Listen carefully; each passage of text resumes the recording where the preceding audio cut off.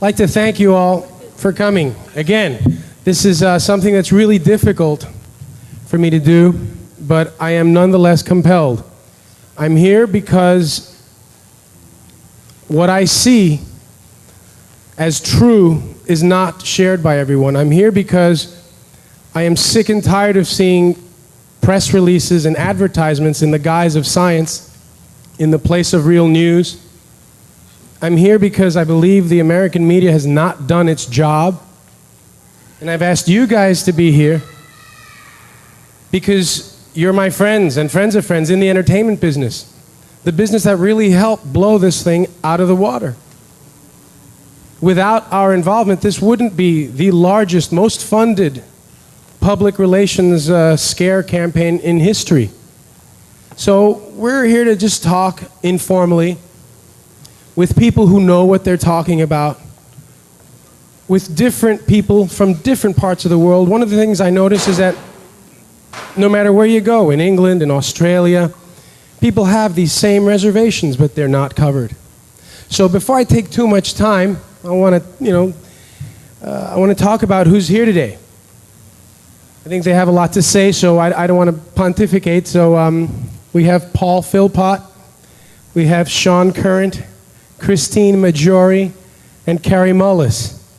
And if you look at your programs, you can read about them. They're extraordinary individuals who I would like for them to share their experiences, their backgrounds. First, let's meet Sean Current, a young man who I heard speak for HEAL, the group that we're here working with, who has been an activist. I think it's fitting that we start with Sean because this whole thing started in the gay community, and he's been openly gay since 17, and basically, I believe, done all the right things until he found out this information. I'm just going to give it over to Sean. I'd like you to basically to share. I feel really awkward that this is so large, but bear with us.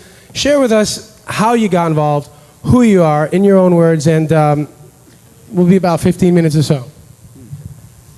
Hi, everybody. Thanks a lot for coming on a beautiful Saturday afternoon and taking the time out of your day to come and listen to us.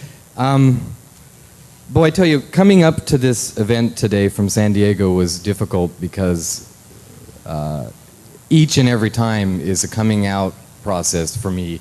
And as Isai said, I did do activist work for AIDS for a long, long time, and now I'm on the other side of the fence, and it's not a good side of the fence, to be quite honest with you. But I'll just kind of be brief in terms of establishing some sort of credibility for you so you know who I am and why you might want to hear something that I have to say on this issue. In 1988, I was diagnosed positive with HIV. I don't call, and I hesitate saying that primarily because I don't call it a diagnosis anymore. At the time, I definitely truly believed in the diagnosis and the ramifications of what that would mean to my life. Now I definitely call it a misdiagnosis because each and every one of the tests, as far as I'm concerned, is just that. It's faulty. But I think that there are people on our panel that will go into more detail technically on that stuff.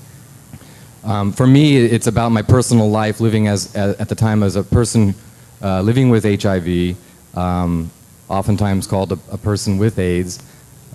I've been living with this for nearly 10 years now. I've never been sick. I definitely have gone through several periods of times where I would be classified technically as AIDS, and then other times when I was back to HIV positive again. It just depended on how they changed their definition at the time. I stand before you not even knowing whether I actually have AIDS or whether I actually have HIV. So, but my real involvement with the dissenting side of this started in Provincetown, Massachusetts. In 1994, I moved to Cape Cod, had gone up for a summer, ended up staying and living in Cape Cod. And if you're not familiar with Cape Cod, Provincetown in particular, it's a very small seaside community with a large gay population for its size, 50% gay. It also is one of the oldest established AIDS organizations or AIDS communities in the United States, in the world. Some of the first AIDS service organizations were started there, and some of the first actual AIDS drug activism began in Provincetown.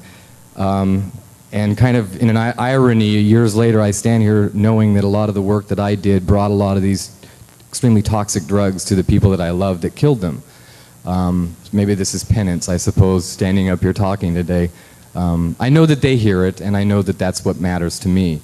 But in 1994, I became the administrator of the Provincetown Positive People with AIDS Coalition. And it's important to know that the coalition was really just, well, a People with AIDS coalition. I had a board of directors. Each and every one of them were HIV positive or in some state of an AIDS diagnosis. We received most of our funding from community service work, and a small amount came from another larger AIDS group in Boston. And that's where my trouble began. Part of my responsibility with the coalition was to provide, to edit the newsletter that we published internationally, primarily in these states, but in a couple of other countries. So we got to at least call it international that way. And this coalition's mission was to provide information for people living with HIV or AIDS so that they could make an informed choice about their health care treatment and the options that were available to them at this time. And of course, this started out in a grassroots movement in the late 80s with Michael Callan, who was at that time the longest known survivor of AIDS. So the coalition began, like I said, as a grassroots organization and developed into a much larger responsive community and national advocacy group, primarily. Part of the responsibility also within that job was to provide, keep an ongoing library available to all of our people who use the office. We didn't really call them clients, but, and again, the idea was self-empowerment of the individual. And part of my researching information, pulling in new information, and updating all of our files for all of this, the medical approach, the alternative approach, I started running into stuff on the completely opposite end of the spectrum. And for me, I felt it fell within our parameters to have this information available. And I'm speaking specifically about Peter Duisberg at the time and many of the articles that he had written. And I have to say, at the time, I considered Peter Duisberg a quack. And I felt, you know, I towed the party line with the gay community and felt that what he had to say was extremely homophobic because I wasn't willing to think for myself at that time. So I delved into some of the stuff that Peter had to say, and it led me into all kinds of other areas. And in the process of gathering this information, I contacted a lot of the other AIDS service organizations throughout the country, and I kept getting the doors closed on me when I started bringing this up. The phone would be hung up. And at the time, I guess I didn't really consider it to be too much of an issue. I was still pretty closeted about this information. And eventually, I approached my board of directors and asked to publish a lot of this information in our newsletter. And it took quite a while to actually get that approval. And when I did, the ramifications from our small little newsletter that went out across the country came in very quick and very heavy on a very small little AIDS organization. Primarily, we lost immediately the funding that we received from the AIDS Action Committee in Boston. I was suddenly a dangerous individual, and I was threatening people's lives, and the information that I was disseminating was considered extremely dangerous, and that it should not be allowed, and it wouldn't be looked upon favorably by the AIDS Action Committee. Well, that's the point that I decided that I could no longer work in that kind of a situation. Again, now, it's important to me to explain that during all this time, I had, even in the beginning of when I was first diagnosed, I had this belief in my mind that this doesn't necessarily have to be fatal, you know. Maybe I can deal with this, I'm not getting sick. But the entire time I also spent all my energies looking for something that was killing me. And that was the influence of the AIDS think, as it's called by some of us now. A diagnosis of HIV positive totally changes your entire life. Not just for the reasons that perhaps a lot of you think. But I primarily am here today because it doesn't go away. Even when you know or truly believe that the truth is not what you're told, it never goes away. My most recent personal experience has to deal with the medical community. Again, I haven't been sick. My AIDS diagnosis at different times primarily refers to just being HIV positive, and at some point my T cells would go below a certain level. But I've never had an opportunistic infection. Well, I was reading the brochure today about my life, and it said that I was diagnosed with lymphadenopathy, which is swollen glands, and I had forgotten about that because, yeah, that was true. That was true in 1988. And it lasted for a while, but that went away by itself with no medicines or whatever many years ago. So I had forgotten that I had even had that diagnosis. But as I said, when I published this newsletter and lost funding for the coalition and forced my board of directors into an established fight on this issue, I decided that I could no longer work in this field. And again, at the time, I was one of the AIDS educators. I went out and I spoke to schools on safe sex and what you need to be aware of and how you should avoid being exposed to HIV. I had the entire party line.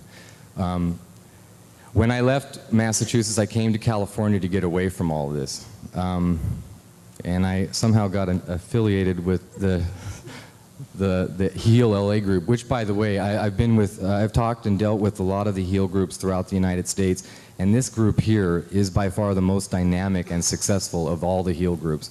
So you're very fortunate to live in an area so close to this information and have incredible access to it if it's what you choose to seek out. And I can only say what a great job they continue to do every time I hear that what the HEAL LA group is up to. It's amazing. A lot of the other groups are still stuck in the blacklisting that occurs in this. I'm sure it must have been some sort of a risk for each and every one of you to come here today on some level. And that's an individual for all of us, but I think that it's a common bond for all of us here, that fear that has to be present when this issue is going to be addressed. More recently in San Diego, I decided that I was going to go deal with a physician for well, a minor little thing, and I'm not so sure I want to go in. It's kind of personal, but it's nothing that anybody doesn't have a problem with from some time in their life, at some time in their life. And in my naivete, I went in as a gay male into an HMO system. And from that point on, I was blacklisted inside the system and they tried to pigeonhole me. When it was, the physician that I was seeing at the time examined me, he decided he wanted me to do an AIDS test because I was gay. And he flat out said that that's why. I asked him, well, why do you want me to do the HIV test? And he said, well, you're a gay male. You should do this routinely. And when was the last time you'd done it? And I had told him 9 years ago or whatever. He felt that was a little too long. But I didn't tell him the results of it at the time. I didn't feel it was necessary or pertinent.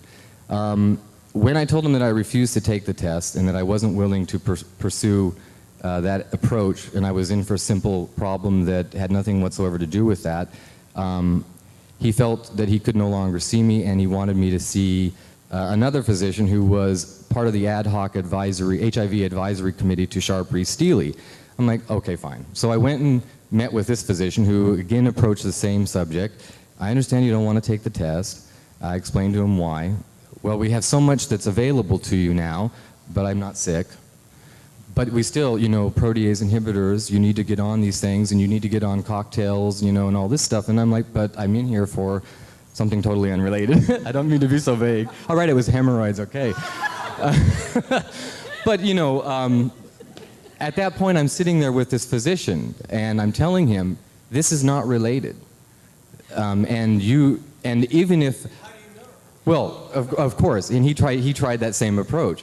And I said, but then if that's the case, then I will pursue that avenue with a physician of my own choosing who deals with that, HIV. I'm in here for something completely different. Can you just take care of it? And he refused, and I was advised in letter by Sharp-Rees-Steely that I should seek medical care elsewhere because I was not willing to follow and comply to a protocol that was established by a group of doctors. I, of course, at that point immediately left the HMO system and went into a PPO where I had to spend more money, but I found out that it gave me more choice. And I immediately went to a physician for the problem as a straight male who had been married and who was divorced. He never, ever, ever brought up HIV or AIDS. When I, by the way, was seeing that other doctor, I mentioned to him that if my brother, who was straight and married and had children, had come in with the same hemorrhoids, he would not be requiring or expecting some kind of an HIV test from him. And in my experience in Provincetown for those 3 to 4 years administrating and serving in that HIV community, I can assure you that when it comes down to a test result, that somewhere along the borderline, where you live affects the result. And I've seen that happen because I've had friends take it different directions and come up positive and negative within the same month. And I highly doubt that it was a simple exposure somewhere in between that time period. I've also had many friends who've gone in and gotten positive test results and them responding, well, you know, I don't consider this a death sentence. You know, it's okay. I took this test. I was just curious to see what would happen. It went this way. I don't consider it a death sentence. And they were quite patronizingly told, well, it's good that you think that, you know. And that's where you begin in the HIV. You're exited off the main highway into a ghetto that you can't escape from. I'm here again today, and I spoke in Seattle in April because I want this out of my life. And it doesn't go away. I have to lie. I've been out since I was 17. I was out in the United States Army. I have never, ever lied since I was 17 years old about being a homosexual, about being gay, whatever you want to call it, until recently in San Diego to go to a doctor for hemorrhoids. And that's where we're at. There is a blacklist out there, and I'm sure that this audience is very familiar with that type of behavior. So I'm hoping that throughout the course of this afternoon, we can kind of keep in mind, well, first of all, the stories that we're hopefully each going to express here about how we've been received by our own communities when this issue is brought up. As a gay male now, I don't discuss this in any of the gay community groups, any of the activities, because it's not well received. And the deeper a person is into the AIDS establishment, I hate to use dissident words because I don't like the word dissident. I am a dissenter, but I don't feel that dissident implies dissenting from the truth, and I don't believe that I dissent from the truth in any way, shape, or form. And that is an important point too. There's a difference between fact and knowing, and a difference between belief and faith. And in my experience with the many people who were living and dying with HIV and AIDS, belief was the only thing that kept them putting the pills in their mouth, even though they knew that it was making them sick. One of my dear friends, at the time of his death, was taking 14 different medications. 4 antidepressants, one for depression itself, and the other 3 were for the side effects of other drugs that he was taking.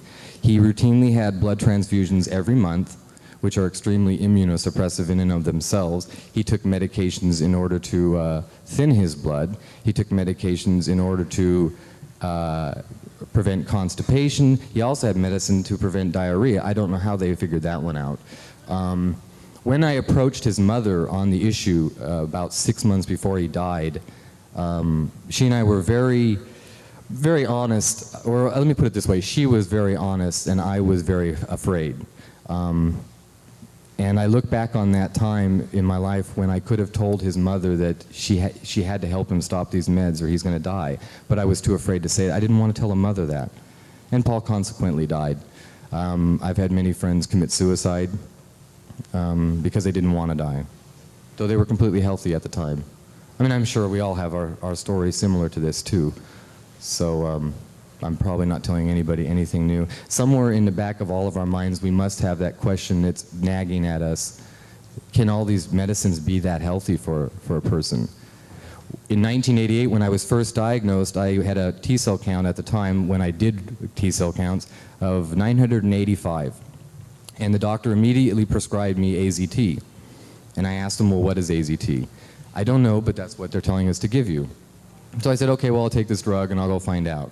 And ironically, it was Project Inform of San Francisco, Martin Delaney himself, who informed me what AZT did and the toxic effects of it. I took AZT for a month and a half, and again, not having any health problems. Oh, yeah, I had swollen lymph glands, that's right, which never went away from AZT, I have to remind you. And I got extremely sick within a month and a half, and I threw it away when I found out that it destroyed the bone marrow. But none of the physicians were willing to tell me that. None of the physicians were willing to tell me that it came with a toxic symbol on its label. My belief at the time was, well, I'll wait until I need it later, because I feel a lot better without taking this drug. But you have to ask yourself at some point along the line, you know, if Bactrim, a prophylaxis medication for pneumonia, causes diarrhea in almost everyone who takes it, how healthy can this be? And it still doesn't prevent PCP pneumonia in most people.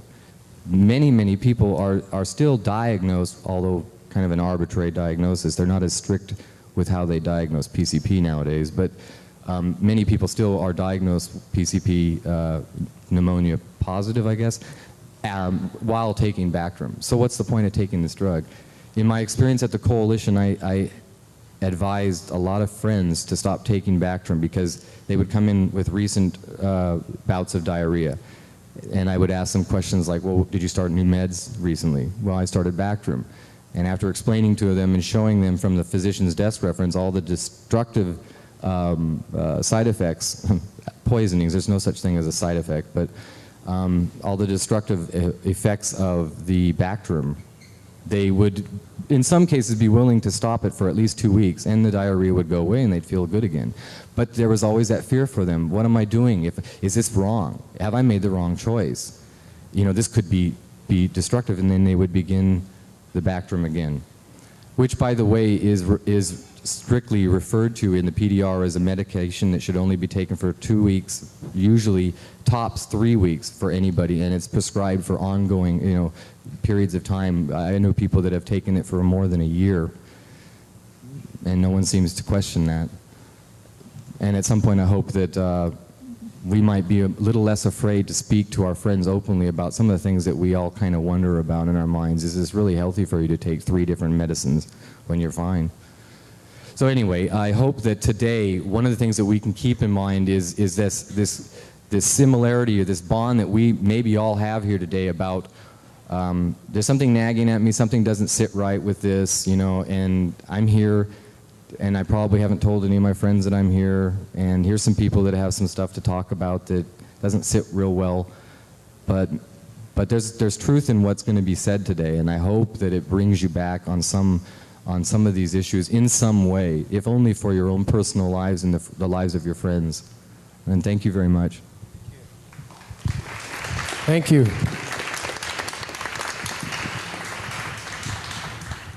Basically, I think what we have here is a failure to communicate, obviously. But what we have here is, I think, a suspension of the Constitution when it comes to something I consider medical McCarthyism. They use the words, this is dangerous information, and basically the way national security was touted every time that information that was not politically good came out, they would hide it under the cloak of national security. I'd like to introduce one of my heroes, Christine Maggiore. Christine is the author of that wonderful booklet, or book actually, that is being offered here as well. Christine is a former businesswoman, entrepreneur, whose life was basically turned upside down. You can get the short version of it on your program, but in order to save time, let's just get right with this. Christine, do you want to sit or do you want to talk? I'll try to stand, but if the wind blows and you can see my underwear, I'm going to have to sit down. Well, I guess I just want to start out by saying that I never intended to be doing any of this. The book is an accident. My presence here is an accident. This is an accident. I started out in all of this inadvertently in 1992 when my friend Judy suggested I see a discount gynecologist, and it sounded like a really good way to save a few bucks on a pap smear. And little did I know that this woman would be a strident feminist and insist I do things like switch to cotton underwear, which I am wearing today, learn where my cervix was located, and take an HIV test. I went for the first two without too much trouble, but the third one I didn't really like because I'm afraid of needles. I wasn't really afraid of the test. I'd been mostly absent from the United States when the whole AIDS thing came into being, and didn't consider myself in any of the risk categories I later found out about when I came to live here, because I'd been with the same, like, way too lethal, boring to be lethal boyfriend for most of the time that this whole thing was going around. So I did it on the basis of being a good citizen, like recycling cans and voting. I would take an HIV test and therefore do my duty and be a good person. So when she called up crying over the telephone and insisted I come in that day right now, I knew that something had gone awry in my plan to be, Miss Nice Person. She didn't offer me any pre-test or post-test counseling about this. In fact, she knew nothing. She handed me a piece of paper. It said I was HIV positive, and she handed me a crumpled up newspaper article of a woman who had gotten AIDS and started an organization, and she was really cranky and sick, and she thought that maybe I should call her. She let me go into her office and make one phone call like I'd just been arrested. And I didn't know who to call, so I called the lady from the newspaper article, and she told me I needed to see an AIDS specialist, which I did about 4 very long days later. I can't express the shock, the shame, the incredible shame of being told, because what this said to me in essence was I had been stupid, I had done something very wrong. If I would have been paying attention or somehow more aware and more informed, this wouldn't have happened to me. And of course, I knew no one with AIDS. I knew no one who had tested HIV positive. I was the first person I met that had ever had this happen to them, and I felt very alone and foolish and stupid and awful. I went to see this AIDS specialist, and he looked at my test and said, I don't think this is really a positive test. There's some question here. It's not strong enough to be considered a positive, but it's not weak enough to be considered a negative, so we'll have to do it over. He did it all over again, and at the same time tested me for everything from cholesterol to T cells, which are supposed to be a measure of immune health, and I came out a winner on everything except the HIV. He said I was definitely positive, and even though I was so healthy, I was the office record setter for T cells, I could expect to die of AIDS. It wasn't a matter of if, it was a matter of when. And in the meantime, there was nothing I could do at all except he had some really ridiculous recommendations for somebody who's diagnosed with a fatal condition. Sit down when you eat. No more Coke. I thought he was referring to the soft drink because we were talking about food. And don't waste any of my money or time investigating anything like vitamins and supplements, because it was to no avail. I would eventually get sick and die. I thought the guy was a freak with that sit down, no Coke. So I left and began a search for an AIDS doctor that might make some sense. What I didn't realize at the time is he was talking to me as if I were the typical AIDS patient, someone who doesn't eat because they're always on Coke or crystal meth or something, somebody who was doing things that I hadn't done and had no plans on doing. But it took me a while to figure that out, why I was being talked to like this. When I left there, I figured he must have reminded me kind of my dad, because when I left there, I immediately went to the health food store where he told me not to go and started reading books about vitamins and supplements and things I might be able to do to save my butt.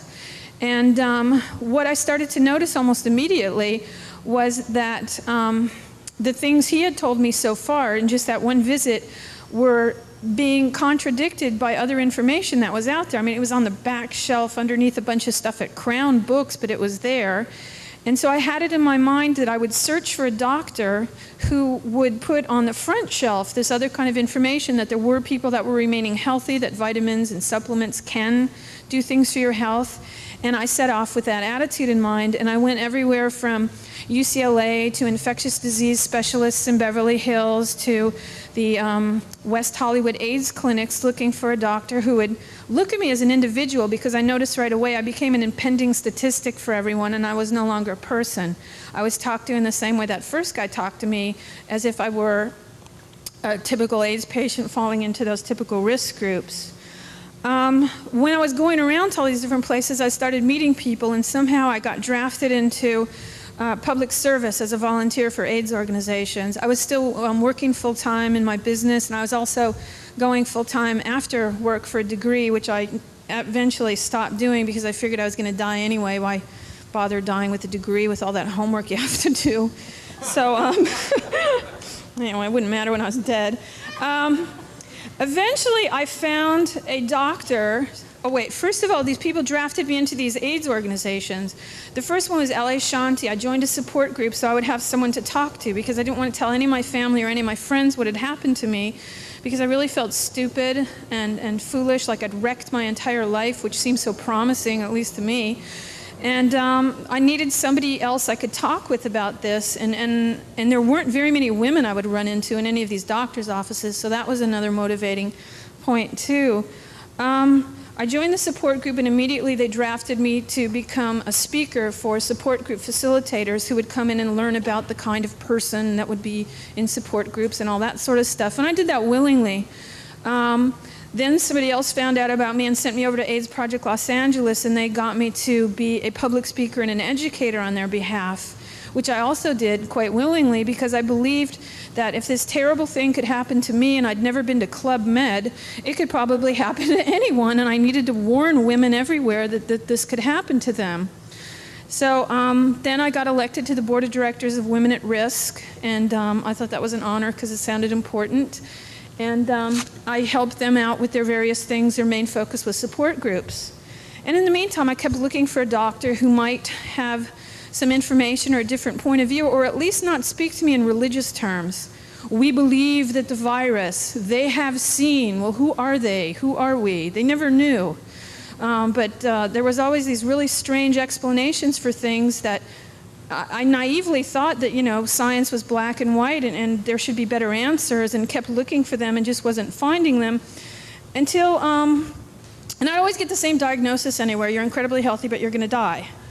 So finally I ran into a doctor who actually treated me like a person, and she said, you know, you are amazingly healthy. I think we should do these tests again.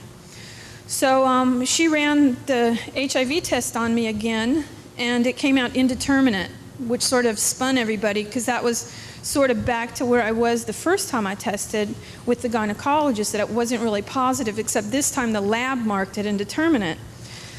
So I hung around with that diagnosis for a while, and in the meantime I was really in thick with all the AIDS stuff. I was so popular as a public speaker at APLA simply because I was white. Well, I am still. I'm white, heterosexual, a business person. I'd never done drugs. And they really used that, and I was very good at scaring the crap out of people.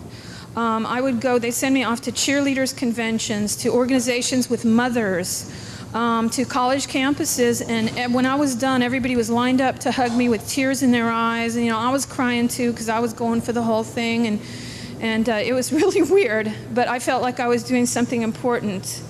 And in the middle of all of this, I got a phone call from a friend of mine who lived overseas and said there had been this doctor from America on television, and his name was Peter Duisberg, and he claimed that HIV didn't cause AIDS. He was located in California, somewhere around San Francisco, and I should call him and get an appointment. So I did the 411 thing and found this guy without knowing. He was a world-renowned retrovirologist. He'd been nominated for a Nobel Prize for discovering oncogenes, and had published papers over the course of several years challenging the HIV/AIDS hypothesis, and had suffered greatly for having done so, and basically the entire world was mad at him. I thought he was a practicing physician. So I called and left an appointment asking if I could come in for a physical. Yeah, probably. He called me back, and we ended up talking for at least an hour. And what he said made more sense to me than everything I'd been teaching other people and being trained to tell other people, and all the pat explanations at the AIDS organizations, but it just seemed a little too good to be true, especially when you've designed your life around dying, which all these AIDS organizations encourage you to do. You walk in, and one of the first things is, do you have a will? Have you signed over your power of attorney to someone else for when your brain is turned to mush? Things like, have you considered going on disability? Well, I didn't feel the least bit disabled. But, that's the kind of way they treat you, and you sort of gear yourself up to going nowhere except, on a path, long or short, to the cemetery. So what he was telling me sounded very appealing, but I thought it was a little too appealing. And I asked him to send me his papers, and the next day I got a package like about this thick. And I just pored over them for days and was amazed that there was so much information available, not just from him, but from scientists and doctors and researchers all over the world, pointing out that everything I had been told, everything I had believed, everything I'd been working so hard to teach others was based on tenuous, at best, or extremely faulty conjecture, guesses, a prejudicial look at some statistics. I mean, it was just awful. It was like, I started to think that if the evidence that originally created the idea that HIV was the cause of AIDS were presented as a high school science project, somebody would have gotten a D. It was that bad. And I wanted to find out more. So I started looking around and finding more and more outlets of information, books, people. It was like I became a magnet for people like Kary Mullis, just found him somewhere and was able to talk to this Nobel Prize-winning scientist who invented one of the tools that we use to assure people that, yes, they will die. And they just started coming out of the woodwork, and it was an amazing, amazing journey. During this, too, something happened to me that I went back after this indeterminate test result, because indeterminate is almost as uncomfortable as positive, and so I needed to rectify that. And I went back and I took the test that Kary designed, and it came back positive. But then somebody sent me an article from a journal called Biotechnology that said that the test is a wonderful test, truly, but it can't be used in that manner to measure the presence of virus, and I should discount that. So I took another antibody test, and that came back negative. And everybody was celebrating. Some of the organizations were afraid I'd leave them and not work for them anymore, and it was a really weird time. And then I went and took another test, and that one came back positive. So nobody could explain any of this to me. Meanwhile, I'd never been sick, never had a problem, and was getting a little pissed off, to be honest. I went to the organizations that I worked for, and I said, this is really weird. We're telling people HIV positive means you're going to get AIDS. But we never bother to tell people we're giving them a test for antibodies, and from everything I've been reading, antibodies don't cause sickness. That's the whole premise of the vaccine programs that we so passionately espouse and tell people to get these, because they form antibodies, and antibodies are helpful things. Why do we tell people they're going to die because they have antibodies? And it was one of those things where somebody refers me to somebody else, and then eventually it gets nowhere, and they thought I would probably forget about it. And I started asking questions like, why are we instructed to call AZT an antiviral drug when there's no such thing as an antiviral? There's nothing that acts against a virus. We're calling AZT, which is a chemotherapy, and it says right big and huge on the label, targets blood, bone marrow. That's where the immune system is formed. And it's got a skull and crossbones on the label, too, that nobody ever gets to see, that pays the pharmacist. But the side effects are anemia, which doesn't sound all that bad, but life-threatening anemia where you need blood transfusions. Diarrhea so bad you can't even go out of the house. Seizures, dementia, cancer, neuropathy. That's like when your extremities and other parts of your body fall asleep, but they hurt really bad. This is all caused by the medicines. Toxic to the liver, the spleen. Every major organ you need to stay alive is being attacked and destroyed by this drug, along with the stomach lining, so you can't even hold down whatever food you are managing to eat while you're feeling so lousy. And I said, why are we calling this an antiviral? And once again, it was, well, talk to so-and-so in this department and that department. I really don't know. That's what we're told. And also, too, they get a lot of their funding from the lovely people who make this lovely thing. So I'm sure that was one of the answers I never got as well. But what I discovered, and it really hurt a lot to discover this, I don't know what hurt more, the whole diagnosis and believing I was going to die, or the realization that all the organizations I'd been so selflessly devoting myself to, when it came to me wanting to know why, for certain things I considered perfectly reasonable, intelligent questions vital to my existence and those of other people, I was shut out. Eventually I was kicked out. And you know, this whole idea of AIDS standing for open-mindedness and, you know, the concern of these AIDS organizations, if you're on the inside and you have any questions that deviate from official policy, you see very quickly it is not about concern. It is about the opposite of open-mindedness. And it is a horrible, horrible feeling to realize the lack of integrity and the lack of honesty that these people operate with. And there's 93,000 of these AIDS organizations right now in the United States, which makes 1 for every 4 people that have ever had a diagnosis of AIDS. Most of these people are paid to do this. And I guess, quite frankly, most of them don't want to give up their jobs. I know it's very hard to look at a different point of view once you've adopted one, once you've integrated one into your life. But this is more important than being a Republican or a Democrat or deciding, you know, if the whatever, you know, social issue pertaining to, I don't know what is important or not. These are people's lives. And I think that when you're in a position of authority over other people's lives, you have an obligation to be open-minded, an obligation to be honest, and an obligation to look at everything, no matter how difficult, and answer all questions, no matter how challenging.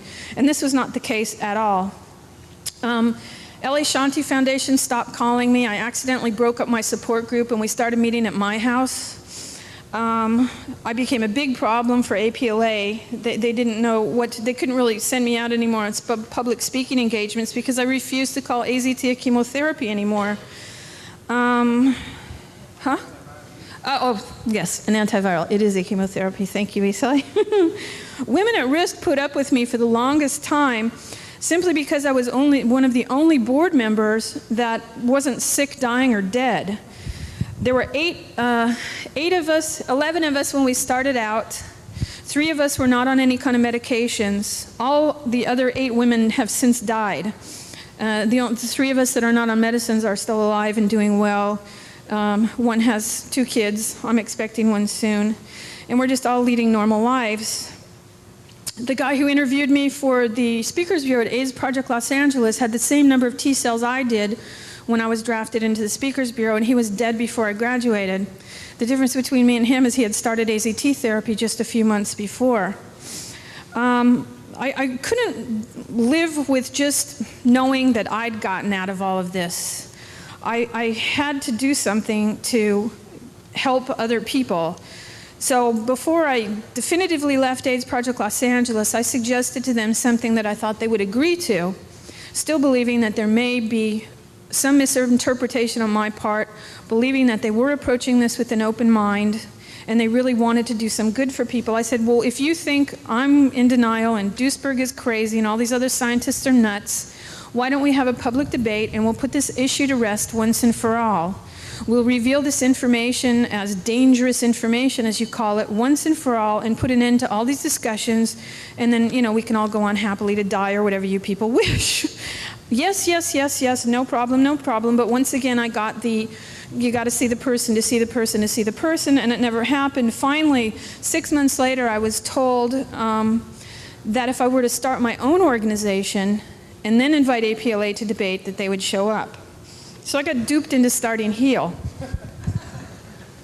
But then it became really important to me to have an organization that would offer a voice of reason and sanity in all this and provide evidence like I'd been able to find for realistic hope for all these people who had been wrongly condemned to death. What we do at HEAL is we give people a chance to learn the facts from unbiased information, which is not available at AIDS organizations, unembellished numbers, which you will find nowhere, and find out about effective, healthy alternatives to all the toxic pharmaceuticals. There is not a drug out there, whether it's AZT or Bactrim, that isn't harming people on some very deep and profound level. And many people simply, for testing HIV positive, go on 30 different medications. 4 or 14 is nothing. I mean, there's people out there in 30 different medicines, and it's no wonder they're all becoming ill and dying. It's just terrible what these things do to people. And the AIDS organizations do not tell them the truth. They sponsor conferences on these medicines, and every time, if you look at what you get in the mail or what you see on the street from these AIDS organizations, at the very bottom it'll say, made possible from a grant from Merck, Roche Laboratories, Abbott, I mean, there's a vested interest in operation here, and they will not allow other information to be heard or seen anywhere on their premises in any publication they make, however the publication pretends to be about being open-minded. They call it being alive, being open-minded. They're not. It's not about that. Recently, we were told, actually we were never told, we were told we would be published in the 1997 AIDS Project Los Angeles HIV/LA directory, which is supposed to list every single AIDS service organization in Los Angeles. It's supposed to be an uncensored, like the phone book. You know, the yellow pages don't go, nah, we got too many dry cleaners, we're not putting you in. You go in there. If you exist, you're in. You know, if they don't like that you're a pet shop, you go in. They would not put us in their directory. LA Shanti Foundation will not allow HEAL information or HEAL speakers to be at their seminars called Positive Living for Us, in which they purport to present people who need to make life and death decisions with all the information that's out there. They will not allow us. They told us that our presence would jeopardize their funding, and furthermore, they were forwarding a letter to the Attorney General's AIDS Task Fraud Force simply for having inquired about that. It's crazy out there. HEAL is basically a DMZ in the war on AIDS. It's a place you can come without being bombarded by these pharmaceutical ads. It's a safe haven from all the campaigns that insist you must die, if not today, it's tomorrow. You must be on expensive medicines that compromise your health in every possible and humiliating way imaginable. It's the only place that you can go and find tools to work your way out of an HIV equals AIDS equals death sentence. It's the only place to go. And most people don't even know that we exist. But people whose lives depend on this and who are able to find us know we're here, and they really respond well and they care. In just 2 years, we've gone from 3 to 23 chapters across the country. LA's where a lot of the stuff happens to support the rest of the organizations in the country, because I am such a royal pain in the ass, I won't stop. And just LA is a real magical place. You can meet people like Esai, and they do wonderful things for you. And the accidental book I wrote, which started out as an 8.5 by 11 3-fold pamphlet and suddenly evolved, sold more than 6,000 copies in less than a year, all by word of mouth. And also by me shoving it at certain people too, like Leonard Nimoy on the way to the restroom at the theater. But but it happens, and we can't measure our success in the terms that most AIDS organizations use with the millions of dollars that they take in contributions and donations.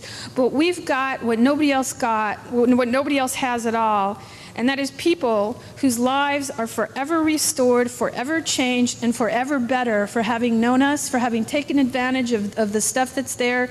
People who write us letters and say, I'm back in school, I'm back to work, I'm off a disability, I'm getting married, can you come? We're having a baby. And it's like, it's the greatest thing in the world. We've been God blessed so many times at HEAL Los Angeles that our sneezes are covered into the next century. Absolutely.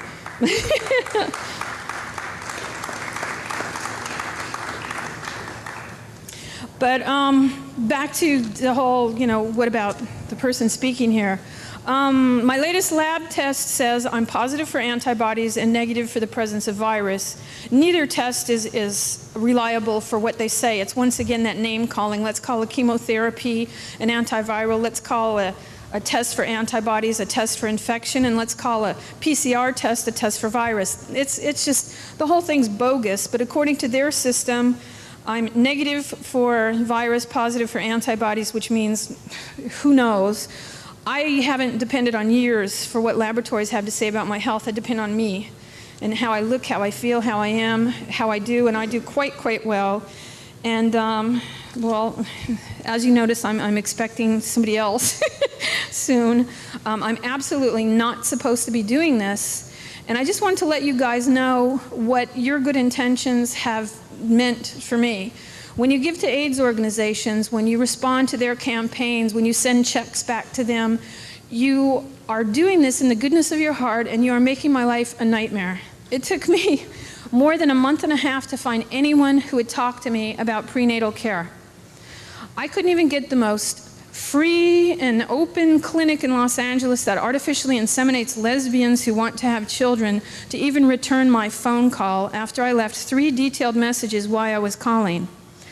You are making life hell for a friend of mine who lives in Ventura County, who, healthy and positive for about 10 years now, had her 2nd child.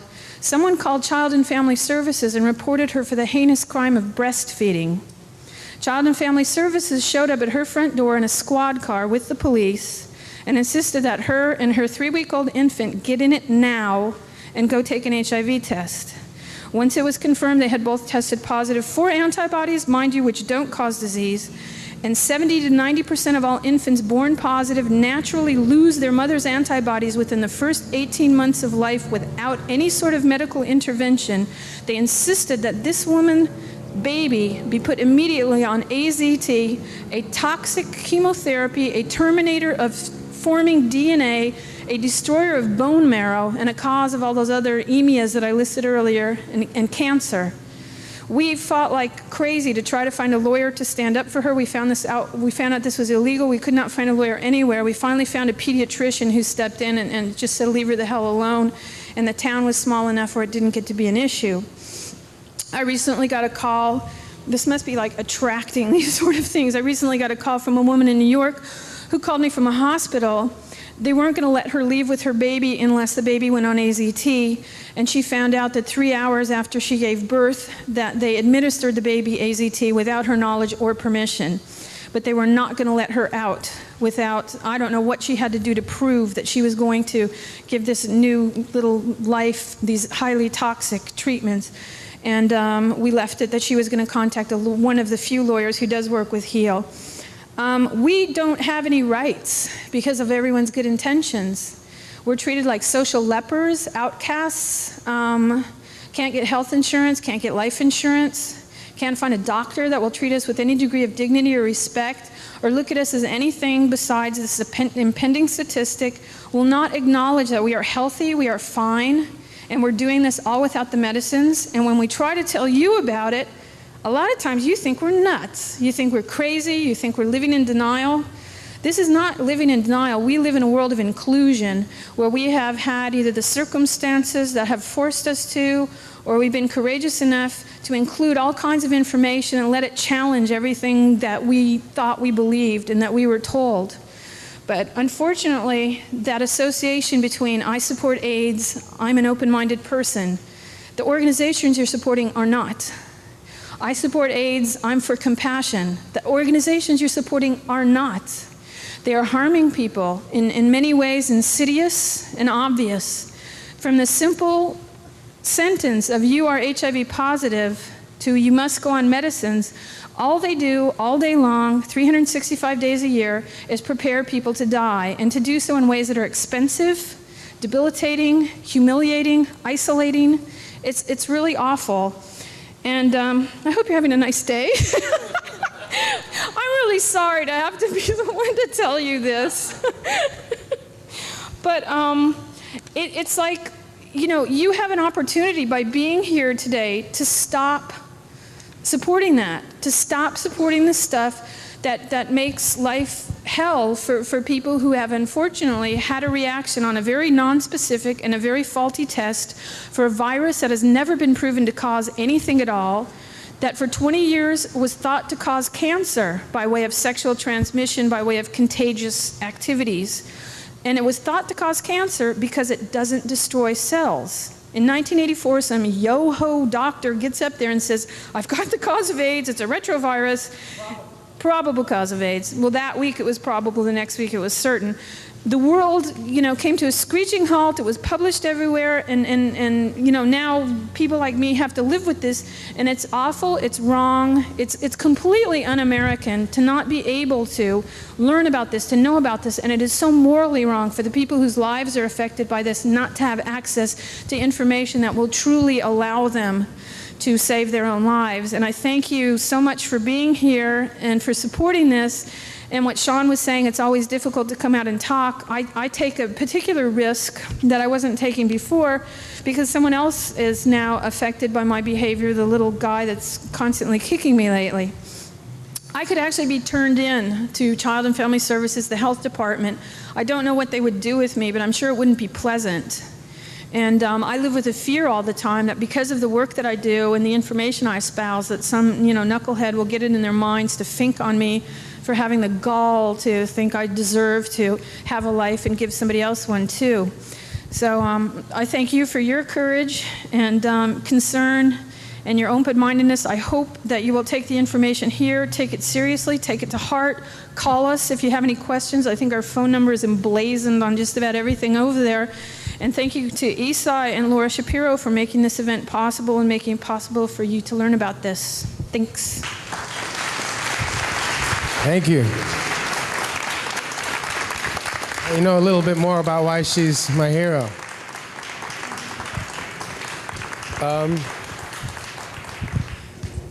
We're gonna move this along because we all want to get out here, and I'd want to get into a question and answer thing, which is really where, at the last one of these things that we did at Stephen Still's home, I mean, this thing took on a whole nother dimension, a real exercise in democracy. I'd like to tell you a few points about the next speaker, Paul Philpott. Besides being an all-around nice guy, a Southerner from Texas, and lives in Detroit. In '91, Paul began his undergraduate pre-med studies at Florida A&M University, where he was offered a position as engineering instructor, already had master's degrees in mechanical engineering at Georgia Tech, expected to return after his pre-med studies to obtain a dual engineering PhD MD in conjunction with Emory University. Paul happened to cross Peter Duesberg being interviewed on PBS talk show and took this new information to his professors and was emphatically dismissed. He's going to be talking about that, about the fact that there is no academic freedom in this country for students. Maybe for professors, but not for students. Paul started Heal Tallahassee and began staging well-attended seminars on campus wherein he advanced the view that HIV was a dud and that people with AIDS diagnoses were sick from various non-infectious factors. Claiming Paul was endangering the lives of the student body, the dean of FAMU's pharmacy school banned Paul from speaking or posting flyers. Let me see what else. Observers from the State Department, Health Department, started attending all of Paul's meetings, and professors started tearing down his posted meeting announcements. Paul successfully challenged the bans and countered by placing a public debate challenge into the campus mailboxes of every science professor. None responded, and Paul decided to devote himself to the academic study of this subject. One other thing before he actually tells you more. He applied to FAMU's graduate biology program and was denied, despite a 3.9 GPA and a 1440 GRE score for which he qualifies for Mensa. Ladies and gentlemen, Paul Philpott.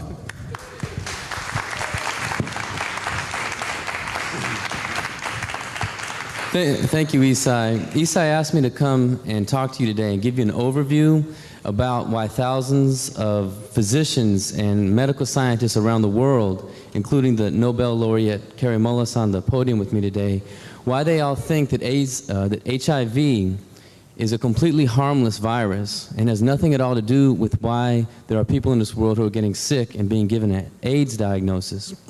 Now, you probably have this flyer that was passed around. This is going to be my overview of this medical literature. The medical literature is referenced on the table. There's various articles that are posted that refer to the exact medical references in any medical library in the country where you can confirm all of these facts that I'm going to be going over. I probably won't have a chance to hit on every one of them, but I'm going to start by explaining how it is that we came to think, so many of us in this country and this world, incorrectly, that HIV is a killer virus that is out to get the entire human population and give us deadly immune suppression. Back in the late 1970s, two technologies became available to medical doctors. One was invented by Kary Mullis, the DNA fingerprinting technology that became so popular during the O.J. Simpson trial. And another one of the technologies that's relevant here is the ability to separate different immune cells from each other and count them. And some of you may have heard of the term T4 counts. So in 1979 or thereabouts, young graduated medical doctors went around counting people's T4 cells, and they found that there were a lot of people in this country who had very low T4 counts that were in hospitals. And these were mostly men who were either gay or were injecting drugs, and they had terrible cases of pneumonia and other immune-suppressing disorders. And they thought, well, maybe there's a virus loose that these men are spreading amongst themselves sexually that is wiping out their immune systems. And since some of these men who are gay are also drug injectors, maybe they're spreading from the gay men to the drug injectors this hypothetical virus. Now this model, this idea, this infectious model of immune suppression, it made sense, and it was a viable scientific model that was worthy of being tested. But meanwhile, there were other doctors that looked at the same data, and they said, well, you know, these gay men who have immune suppression and the low T4 counts, they're also drug users. They just don't inject their drugs. And sure enough, if you look in the medical literature from the early days of the AIDS era, you'll find that all of the original gay men were drug users. Cocaine, speed, even heroin, poppers, and designer drugs. So all the original AIDS patients that they found, they could have just called them all drug users. There was no need to distinguish between heterosexual and homosexual. So some of the doctors looked at these same patients and said, you know, maybe all these people are sick because they just did too many drugs. So they set about testing the different hypotheses, the different models, the infectious and the non-infectious models.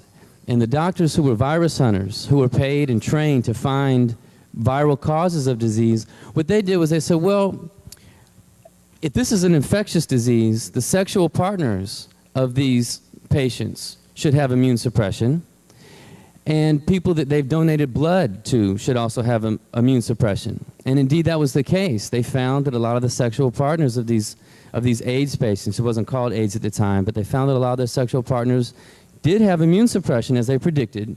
And they also found that a lot of people who had received blood transfusions were also immune suppressed. So they said, this confirms our model. This is an infectious disease of immune suppression. And everyone's at risk, and we better sound the alarm. But the doctors who were thinking of this as maybe a toxicological phenomenon said, but wait a minute, the sex partners are probably doing drugs also. So this could still be a drug-caused disease. And by the way, I seem to recall in medical school learning that blood transfusions are immune suppression. So of course we're going to find immune suppression among transfusion patients. So there was a rivalry, these two different models. And as often happens in science, it didn't come down to who had the best data. It came down to who had the most finances.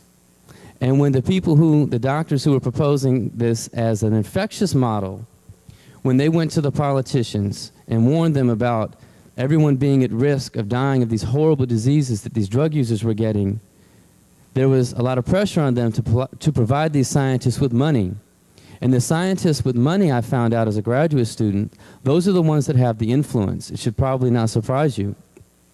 And the other thing that I found out that Isai mentioned has to do with free speech on American campuses. And I remember in my history books there was something about a Berkeley free speech movement some time ago, back in the early 1900s or something. And it turns out that you can now say words like fuck on American campuses in the classroom and not be thrown out. But if you say that HIV doesn't cause AIDS, you can be thrown out. And I was thrown out of school. I was a graduate student. And I'm going to talk a little bit about some of my experiences being a graduate student in biology and making these claims and challenging my professors the way that I thought I should. And eventually had one of the rare opportunities so far in the past 15 years of the AIDS era to actually debate on a stage medical doctors. And only a few other people have ever had that opportunity. I think Kary Mullis is one of them. I remember a famous line when Kary and Peter Duesberg, who you've heard of this afternoon, were making jokes about some of the facets of what I think is a very ridiculous HIV model. One of the HIV representatives said, "This is not funny. It's not nice." What, excuse me, Kary? Winkelstein, a name unknown to you, but known to those of us that have spent hours in the medical libraries. Winkelstein told Kary, "It's not nice to be laughing at. This is a very serious issue." And Kary said,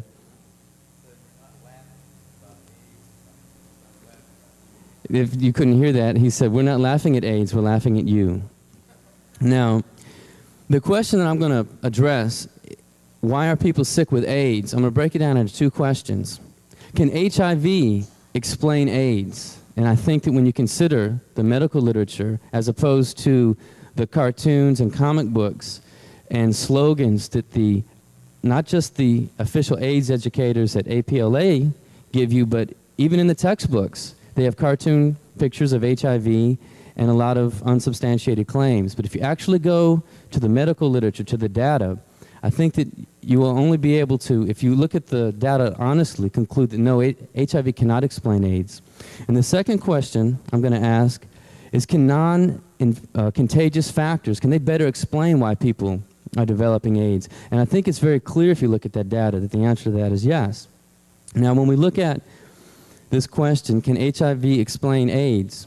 There's three main points that I think we should cover. The first one is a fact that very few people know, including medical doctors and certainly the professors who taught me when I was a graduate biology student. They have no idea that this is true, that AIDS, 15 years after its official birth in 1981, AIDS has failed to spread outside of the official risk groups. And AIDS cases have actually been going down for the last 3 years. And that's probably news to anybody who simply reads the Wall Street Journal, the New York Times, and Los Angeles Times, as opposed to the New England Journal of Medicine and the Journal of the American Medical Association. The second main topic I want to cover in asking, can HIV possibly explain AIDS? The second main topic is HIV, believe it or not, has also failed to spread outside of the risk groups. Now, just because AIDS hasn't spread outside of the risk groups, and just because HIV has also remained confined to the risk groups, and hardly anybody outside the risk groups has HIV, those two facts alone don't mean that AIDS is not contagious necessarily, and don't necessarily mean that HIV is not the cause. But the next topic, the third topic, completely demolishes any notion that HIV is anything other than a dud.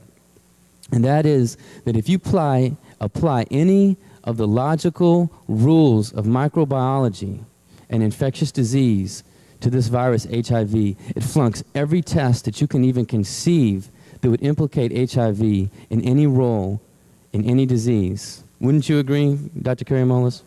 Okay. Now, when we go into the next question, we're going to go into a definition of AIDS, which I think very few people really know what exactly AIDS is, including the professors that taught me back in graduate school.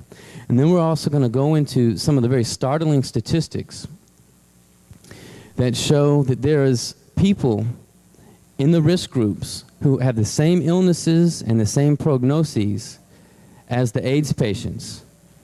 And the only difference is they're HIV negative, including most of the people in Africa who have an AIDS diagnosis. Most of them are HIV negative. And that is one of the most important and compelling facts that governs these questions, that suggests to me, from a scientific standpoint, that we really have to dismiss HIV and get that out of our head and start looking at other reasons to explain why these people are sick. Now, going back to the first main question here, the first point, if you look at the year-end reports that the CDC puts out, 97% of the AIDS patients remain in the original risk groups, and over 90% of them are drug consumers, whether they're injected drugs or non-injected drugs. Breaking them down statistically, 56% are gay men, 30% are drug injectors, and when we'll also go into, very shortly, we'll go into the statistics that govern the gay men who are getting AIDS, and it turns out it's a very particular group of gay men. Most gay men have no risk of ever getting AIDS, even if they don't wear condoms. So if you add the drug injectors and the gay men together, that's 90% right there. Another 4% are people who describe themselves as heterosexual partners of gay men, women who have had sex with gay men, and heterosexual partners of drug injectors. And we'll ask the question soon, Could it be possible that those people are doing non-injected drugs as well? Because the CDC never asked about non-injected drugs. If a crack addict shows up at a clinic and is wasted away and tests HIV positive, the representatives from the CDC, the physicians, and the other personnel will ask, do you inject drugs?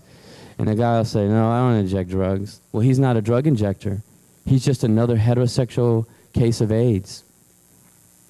3% are hemophiliacs and transfusion patients, people who, as I said already, whether or not they're HIV positive, there's a high incidence of immune suppression among people who have blood products and whole blood injected into their bodies because those substances are immune suppressing. One startling facet in this topic is that AIDS cases have been going down for 3 years. And I remember when I debated these medical doctors back in Florida, one of the doctors put an overhead on the board to scare the hell out of all the students. And it was a timeline of new AIDS cases from 1981 until 1992, or rather 1993. And the line was going up. And I pointed out that this was 1995, and why didn't she put the statistics for 94 and 95 there? And she said, oh, well, I've been using the same slide for 2 years. And I said, well, did you know that AIDS has been going down for the past 2 years? And she said that that was not true.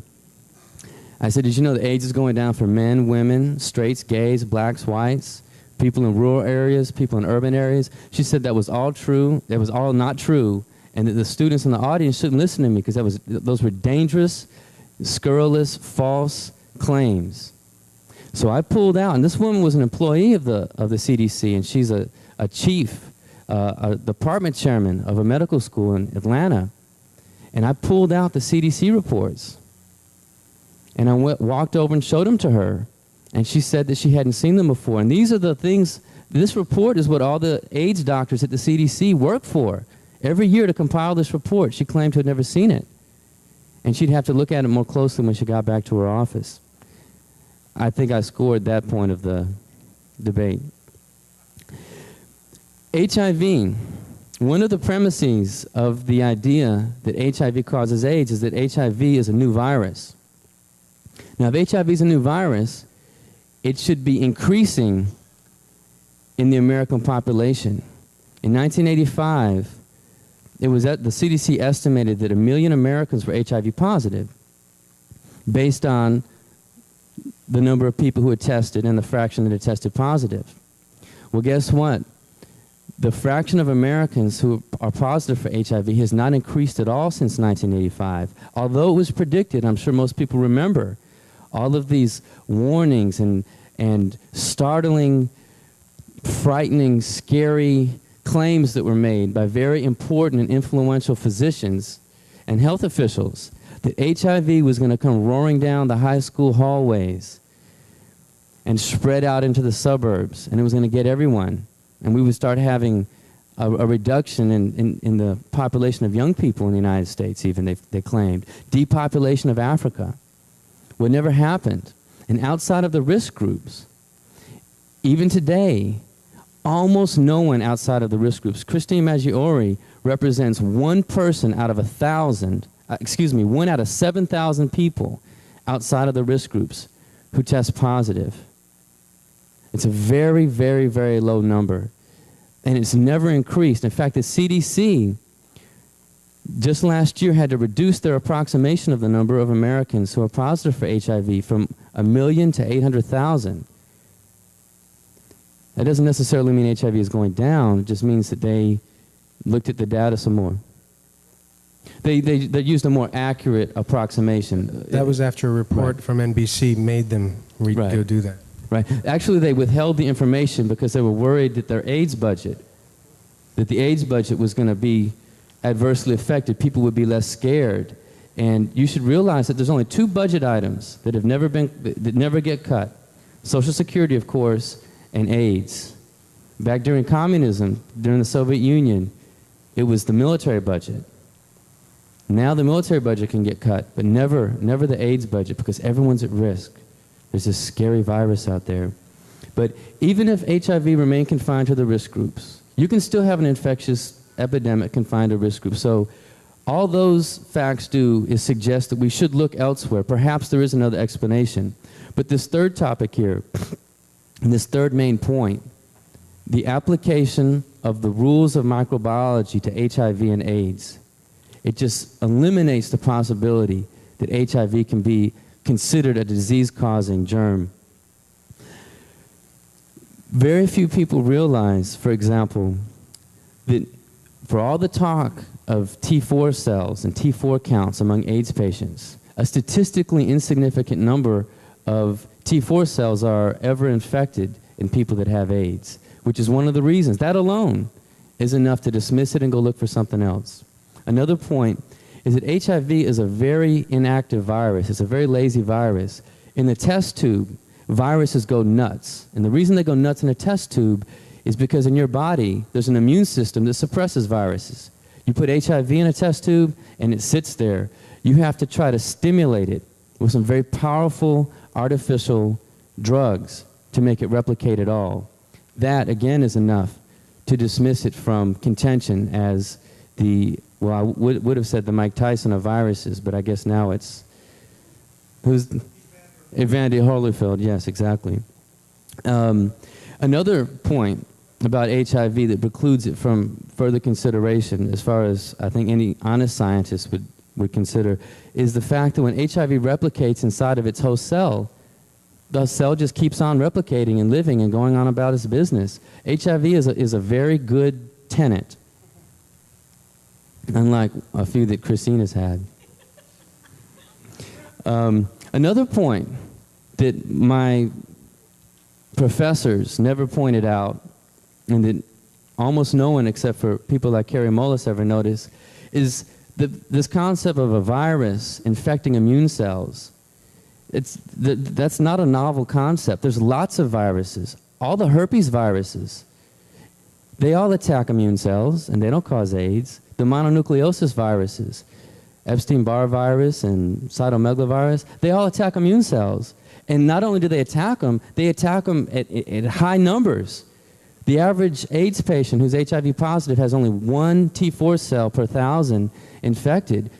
When you have active mononucleosis, you might have 2 or 3 or 400. You might have half of your T cells infected by cytomegalovirus, but it doesn't cause AIDS.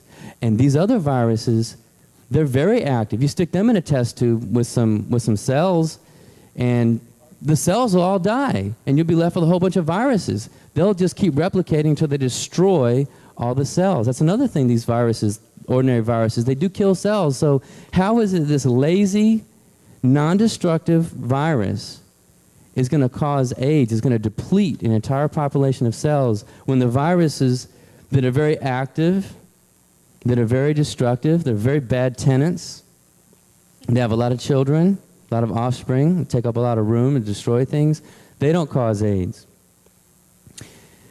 And then there's always another point that people overlook, and that is that right when you get your new virus, your new herpes virus, your new monovirus, your new polio virus, your new HIV virus, that's when the virus has the best chance to cause disease. And they sometimes say, well, you know, you can get herpes 20 years later after you caught it. Yeah, but you get your worst herpes right when you get it. And usually the herpes causes its most damage right then. But for AIDS, they say this very lazy, non-destructive virus, it doesn't do anything when you first get it before your immune system has ever seen it. It's years later after your immune system is used to it and has already constructed a very hardy and effective immune response. So for those reasons, that's an overview of the main reasons why scientists around the world, and there are thousands of them. Another one here tonight is David Raznick, a chemist who designed protease inhibitors for I think 20 years. People like him and Peter Duesberg, who you've heard of before. We have a retired Harvard Medical School professor in San Diego who is also in our group, and also many, many other scientists and professors around the world. So that leads us back to the question, why are people getting sick with AIDS? If it's not HIV, then what might it be? In order to answer that question, it's helpful to know what we're talking about when we talk about AIDS. We're talking, of course, about immune suppression.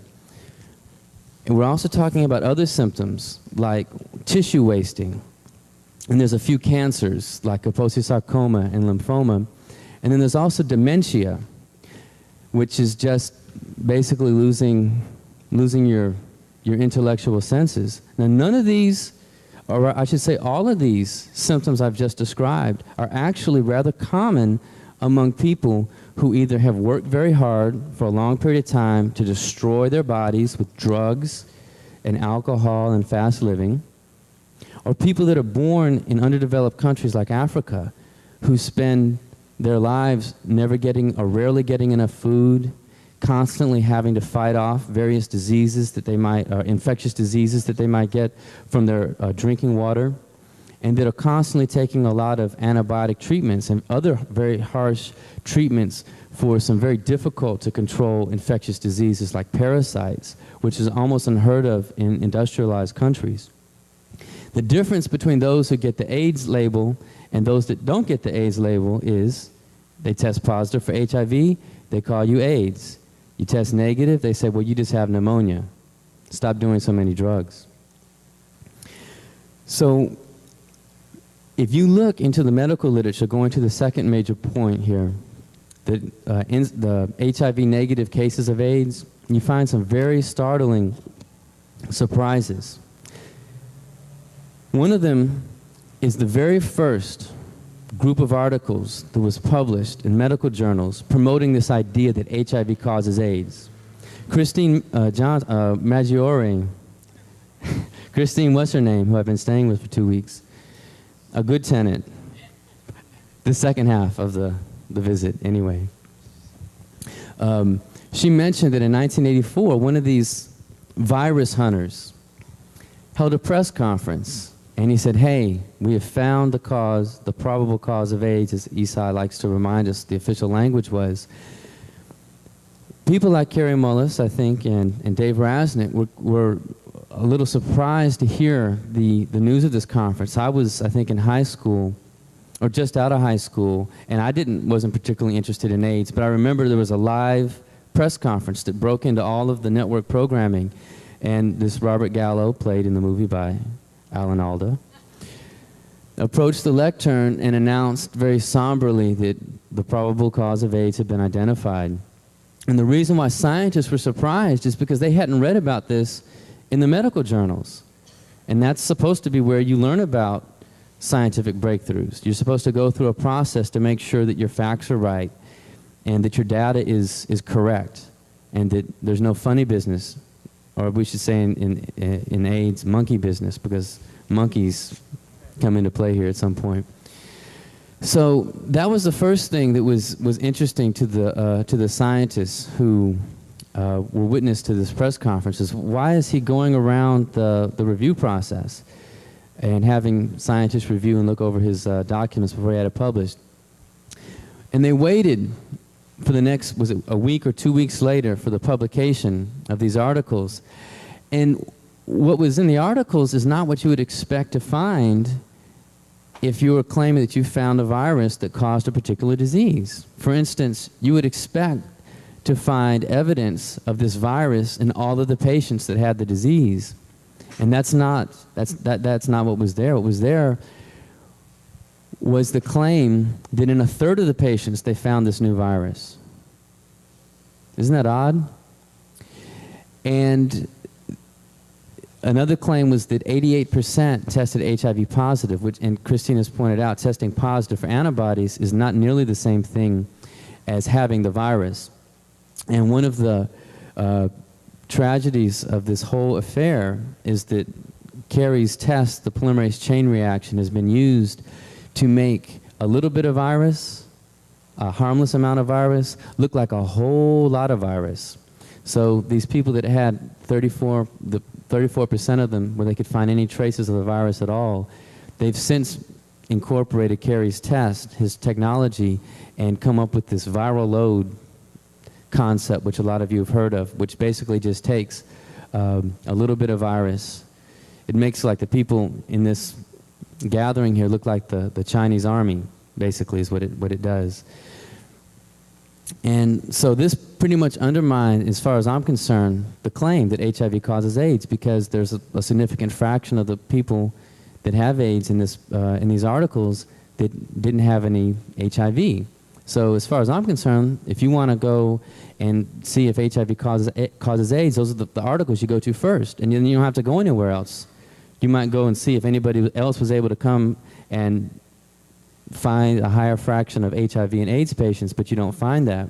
In fact, a study that was done in 1995 by this professor we keep referring to, Peter Duesberg, he looked at gay men in San Francisco who had AIDS conditions, who had immune suppression, pneumonias, and other sorts of opportunistic infections, and other conditions that meet the AIDS criteria.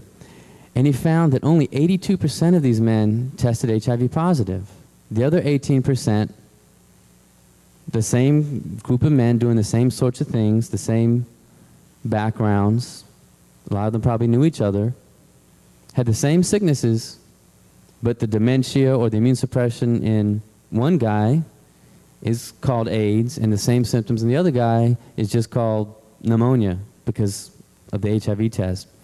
And then he went and looked at the data where these same guys were asked about their drug history, speed, cocaine, poppers, designer drugs, and 92% admitted that they had done these drugs. So here we have an honest evaluation of data, and we have a stronger correlation between street drugs, which are very active biochemically, and when you take them, unlike HIV, where there's very little of it in your body, when you take drugs, there's a biologically significant amount in your body. That's why you're taking the drugs if you take the drugs, right? If there's not a biologically significant amount in there, you take more. So I propose that drugs, recreational drugs, are a more plausible cause of AIDS than HIV, which must simply be dismissed. And Christine mentioned AZT as one of as really the main drug, and those styles of that style of drug is the main style of drug that's used to treat AIDS.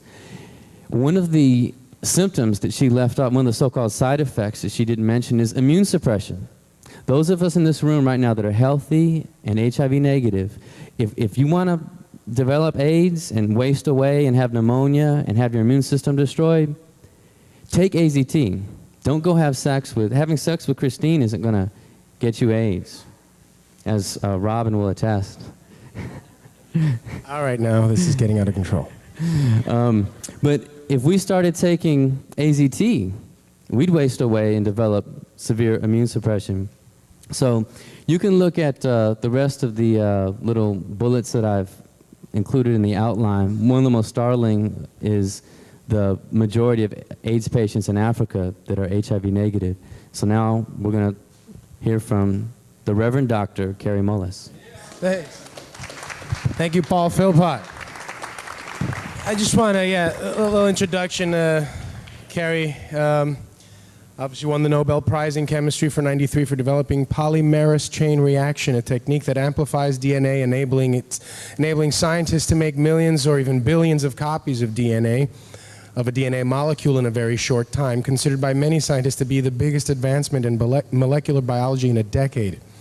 A native of South Carolina, he received a bachelor's degree in chemistry from Georgia Tech and PhD in biochemistry from UC Berkeley. His PhD thesis was entitled, quote, "The Cosmological Significance of Time Reversal," end quote, in which he argued that the universe is a balance between matter that is shrinking and matter that is expanding.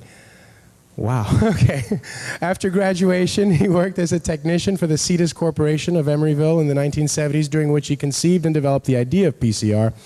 The idea was not the product of painstaking laboratory discipline, but was conceived while cruising the Pacific Coast Highway from San Francisco to Mendocino on a motorcycle. For his brilliant idea, born at the speed of 50 miles an hour, he received, that's all? He received $10,000 bonus, which he humbly says they didn't even have to give him that. His discovery, his work, netted the company the patent over $300 million. They're very generous, aren't they? Bad representation is all I have to say. He has refused to team up with the biotechnology industry or academia. Currently, he consults and lectures around the world about cosmology, mysticism, mathematics, virology, and artificial intelligence. Ladies and gentlemen, Kary Mullis.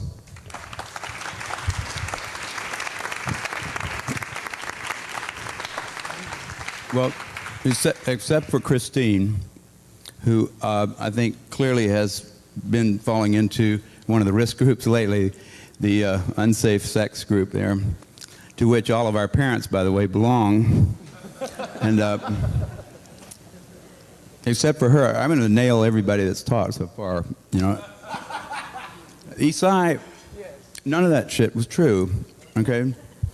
And my thesis, as you know, was on iron metabolism, and it was because of I was working for the NIH, you know. I wrote a paper about the cosmological significance of time reversal for my own pleasure and the edification of my fellow inhabitants of the planet, but I didn't do that as a thesis. I'm sorry, we got You're supposed to work on something that they think is relevant. We got this off the internet. I'm so sorry. Well, okay, and there was about 5 other things you said about me that weren't right, but I can't remember them. They just like I can only remember the things that are. Please disregard, guys. Just remember that, you know. It wasn't 50 miles an hour. I apologize. No, I wasn't in a motorcycle. I was in a Honda Civic. You know. Somebody went from Honda Civic. This is the way the news is, okay? Somebody goes from Honda Civic to Honda to motorcycle to Harley to Coast Highway. You know, I was cruising around peaceably in my little Honda Civic. And my girlfriend was asleep, and I had nothing else to do but think, and that's what I was doing. I was thinking. That's where that came from. But those things don't have anything to do with it, and most of what the people have been talking to you about today don't have any goddamn thing to do with it. It is so easy for human beings with their clever little eyeballs that can see tiny things to just pay attention to tiny things and miss big things. Right? I mean, and this I think when Christine was up there talking, it sort of crystallized this kind of feeling in my mind that this is not a little issue about details of laboratory testing. It's not a little issue about what we call, like, what is a virus or what's not a virus and what is an infectious virus as opposed to a non-infectious. It's not anything to do with that. It's a really big issue. You know, it's a really big issue that sort of starts me thinking about people like Hegel and saying, let's see, how does this thing, if you want to find one good cause for AIDS, you got to look at some really big thing. You know, if you want to find one good cause for Nazi Germany, you don't start looking at assays for various organisms that were attacking people. You say, well, this is a great big social issue, really. Now, it can break down into little pieces, like people have done it here, and some of those pieces may have something to do with the mechanism whereby man's inhumanity to man periodically flares up and is acceptable because the guise that it's coming up in is not so familiar. I mean, if we were talking about Jews being the risk group, everybody would recognize what we were doing, wouldn't they? If we were talking about blacks as being the risk group, everybody would know that too. We're talking about homosexuals being a risk group, and then, well, we say other people, and oh, by God, everybody is in the risk group. If you ever kiss deeply, I think is what CNN said yesterday from the CDC. Same thing. Ted Turner owns the CDC, I guess you know that. But you see, those kind of things, I don't want to talk about that very long because I'm going to go, because that's my job, is to go right down to the little facts that we can say, this one's wrong, and this one's wrong, and this one's wrong, and therefore the whole thing is wrong. Because that's my job on the planet here. Okay, and there's 3 or 4 facts. I proposed the very simple experiment a long time ago, and I've done it over and over and over again to all of the guys that do AIDS research. And anybody here, if you think about it, you'll see how easy it is to do this and how it quickly shows, if it comes out one way, that HIV does not cause AIDS or death. And if it comes out another way, it says there's something to be afraid of here. Okay, and I'm not on either side, but I'm saying let's be sensible. There are a lot of kids 19 years old that get rejected from the armed forces because they're HIV positive. Some of these are boys from Montana that have hardly been around the block. Okay? Now, there's a list of those kids. Their names, it's a private list. The Armed Forces has it. I tried to get it, and you can't. And that's the way it should be. But whoever has that list, and he's a postdoc in Gallo's lab right now, he was in LA, and there's other lists like this, but whoever has that list ought to contact those kids and ask them if it's okay to check their mother for whether or not she's HIV positive or not. And what they'll find is 90% of them at least, and probably more, their mother is also HIV positive. They got it from their mother around birth. That's the way HIV and all the other retroviruses that we know about get around. There's one other way they get around, and that is from one of us to the other when we're not giving birth to each other. But that's a hard route to go.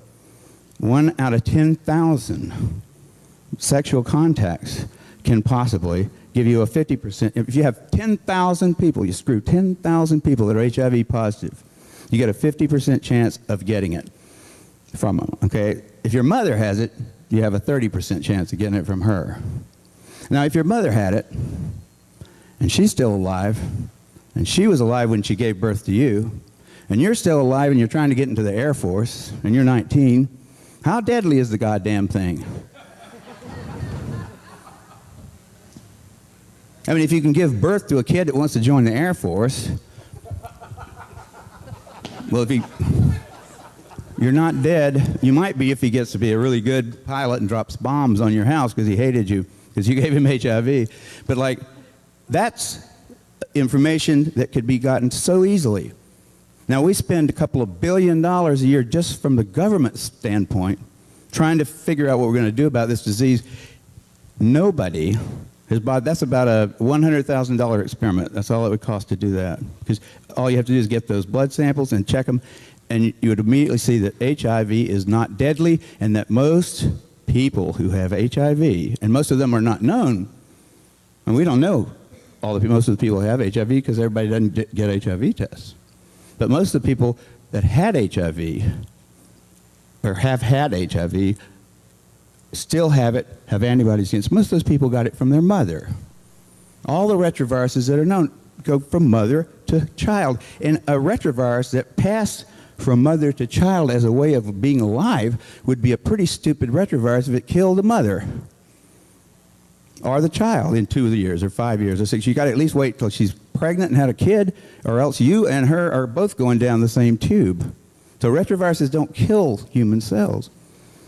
Okay, that's just like theory in a way. That experiment wouldn't be theory. That experiment would tell you damn clearly, it doesn't matter what side of the political spectrum you're on, if the mothers of most of the kids who get rejected from the armed services because they're HIV positive, if the mothers are still alive and kicking, HIV is not something to be afraid of. And certainly not something to kill yourself over by taking drugs that will kill you.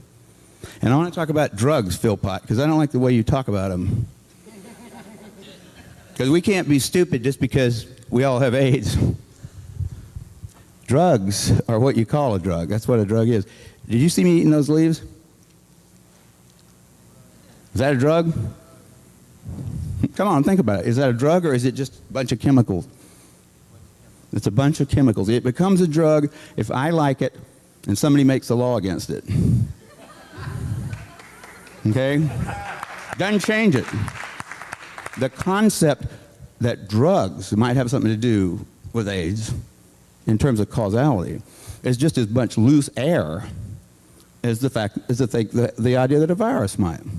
Until you have some kind of really good data that says drugs cause something bad, then if you want to get off on your guilt about drugs or whatever, go ahead, but don't bring it into this issue. It doesn't belong there. I mean, Peter Duesberg doesn't have any experience with drugs, so there's something foreign to him.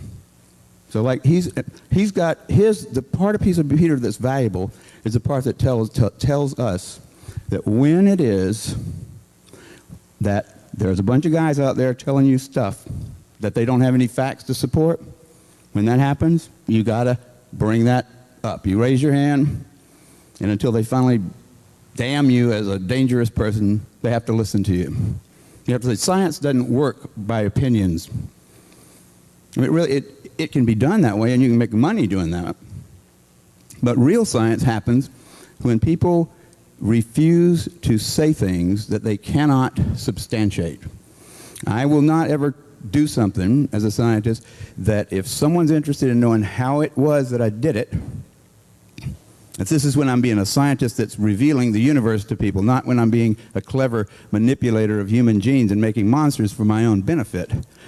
I might like to do that too. I don't have to tell you how to do that. But if I say this is true, and I know it's true because I've done experiments, then I have to be able to explain those experiments to any curious, interested person who's willing to take the time to let me tell them that. Okay, this is the principles worked out long before the 17th century, but they were really propounded again in the 17th century, and there's because of those rules that were laid down that science became such a clever little organism. That's why we have that thing up there on Mars right now. It's because we don't believe the bastard's going to work. We know it's going to work, and anybody who doesn't know that it's going to work is willing to is asked, come here, look at the plans. Here's why it's going to work. Because we've shown that this works, and we've shown that this works, and you can show it yourself. It's not that you believe it's going to work. It's that you know it's going to work. There's a big difference there. And that's why religion's kind of dropped off in terms of popularity, because it knows without having any proof. And year after year, religious dogma is the same thing. It always says the same thing. Science is a lot more zippy because your final take on things in science can change every time you get new experimental data. But it's that difference that really made science capable of doing something like putting a little thing up on a robot car on Mars. The Catholic Church would have loved to be able to do that. But they can't because they are stuck in dogma. Now, 90% of the scientists on the planet are just like the Catholic Church because it's easier to do it that way. If you are always open to re-examining your viewpoint and you feel like you have to carry around with you the justification for everything you speak, then it takes a lot of work to do that. And you don't have time to pray or whatever. But like, you maybe don't need to either. Now, the thing that happened here, I think it's great for Hollywood to be in Hollywood here. We think of all of LA as being Hollywood down in San Diego. If you can think of a better damn screenplay than what Gallo pulled off, you know? I mean, this is why we're here. This is why everybody's talking about this. This is why everybody's life all over the place has been wrecked. It's why it's because of this one little selfish bastard, Bob Gallo, having worked for 11 years trying to show